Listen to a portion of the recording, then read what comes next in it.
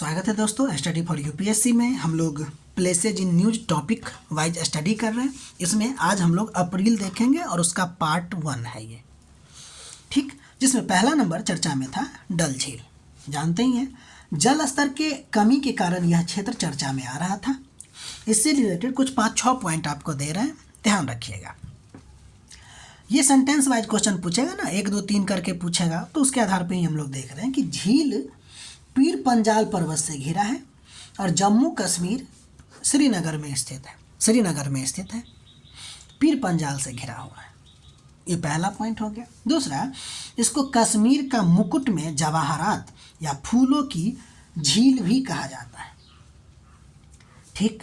यह जो झील है ना, अपने तैरते बागों, वहाँ पे ना बाग को राड कहा जाता है, के लिए प्रसिद्ध है, जहाँ पे गर्मी के समय में, गर्मी कब होगा, जून जुलाई के आसपास, वहाँ पे कमल खिलती है। मंथ भी दे दे तो घबराइएगा नहीं।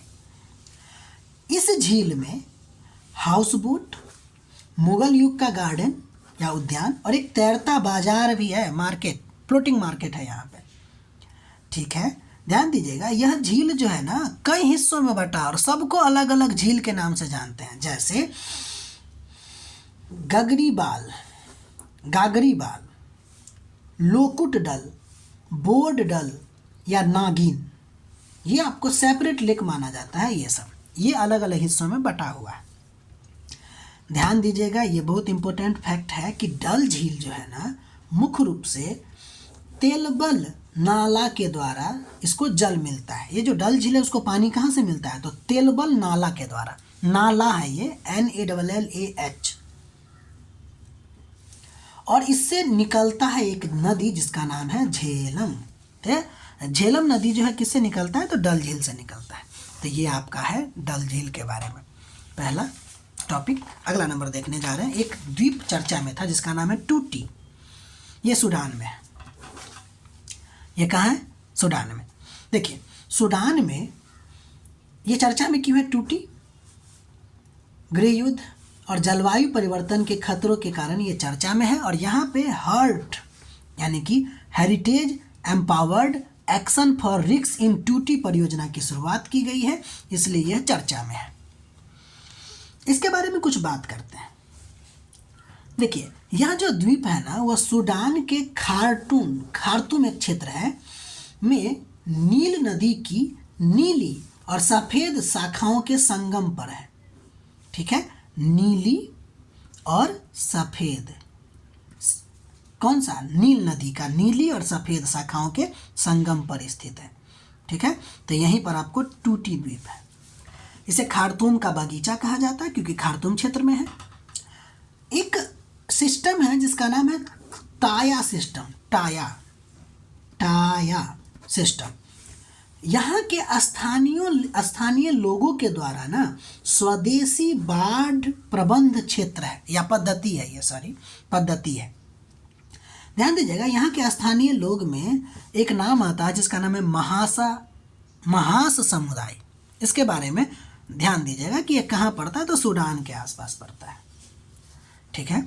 अगला नंबर जो चर्चा में है उसका नाम है अल्जीरिया। ध्यान दीजिएगा, ये चर्चा में क्यों है, क्योंकि इस देश ने 12 फ्रांसीसी अधिकारियों को कहा कि भाई 24 घंटा के भीतर आप लोग देश छोड़ दीजिए, इसलिए चर्चा में आ गया था। तो पहला बात तो ये देखिएगा कि अल्जीरिया का जब हम चौहद्दी देखते हैं तो इसके उत्तर में भूमध्य सागर है। ध्यान दीजिए, अगर उत्तर में भूमध्य सागर तो इसकी जलवायु कैसी होगी, उत्तर की तरफ भूमध्य सागरीय जलवायु होगी। इसके पश्चिम में पश्चिमी सहारा और मोरक्को देश है और पूर्व में ट्यूनीसिया और लीबिया देश है। इसको ध्यान रखिएगा भाई, ठीक। ये पहला पॉइंट हुआ अल्जीरिया के बारे में। अब हम लोग आगे बढ़ते हैं, यानी हम आपको बता चुके हैं उत्तर में भूमध्य सागर है तो भूमध्य सागरीय जलवायु होगी।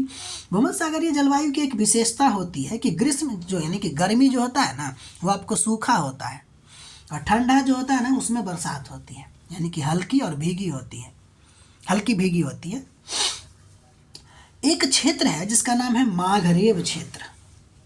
ध्यान दीजिएगा कि माघरेब क्षेत्र में अल्जीरिया, मोरक्को, ट्यूनीसिया और लीबिया, इस सब को मिला के एक क्षेत्र बनता है जिसका नाम है माघरेब। तो अगर आपसे पूछा जाएगा कि अल्जीरिया मागरेब क्षेत्र का हिस्सा है क्या? तो हम लोग का आंसर होगा यस। अल्जीरिया के बारे में एक और बात देखते हैं कि यहाँ पर एक ऊंचा स्थान कह लीजिए, उसका नाम है माउंट ताहात। ताहाट, ठीक है, यानी कि अल्जीरिया में माउंट ताहाट है और यहाँ के नदी में एक नाम है चैलिप और एक नाम है चैडी। ठीक है, इसको लिखने की कोशिश कीजिएगा और याद करने की कोशिश कीजिएगा। फैक्ट कैसे भी बना सकता है, सबसे इम्पोर्टेंट ये मागरेब क्षेत्र। ठीक, अगला नंबर जो चर्चा में जगह था उसका नाम है स्लोवाकिया। भारतीय राष्ट्रपति जी का यहाँ पे हाल ही में दौरा हुआ। तो ध्यान दीजिए, इसके बारे में 3 फैक्ट आपको बताया गया। पहली बात कि मध्य यूरोप का स्थल रुद्ध क्षेत्र है, लैंडलॉक देश है। यहाँ पर यहाँ से एक पर्वत गुजरती है जिसका नाम है कार्पेथियन, और दूसरा डैन्यूब नदी से ये जुड़ा हुआ देश है जिसका नाम है स्लोवाकिया। ध्यान दीजिए, यह देश है ना, यह यूरोपीय संघ का भी हिस्सा है और नाटो का भी हिस्सा है। कौन सा देश है ये? स्लोवाकिया, लैंडलॉक कंट्री है। कार्पेथियन पर्वत इसी के आसपास पड़ता है, डैन्यूब नदी भी इससे होकर गुजरता है। हमारे राष्ट्रपति द्रौपदी मुर्मू जी ने इसका यात्रा किया था। अब हम लोग आगे बढ़ते हैं और कुछ पुल के बारे में अध्ययन करते हैं। देखिए, ये सब पुल चर्चा में थी, खासकर पंबन पुल।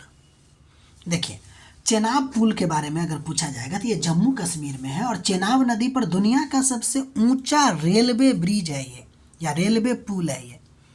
ठीक, याद रखिएगा। आगे बढ़ते हैं।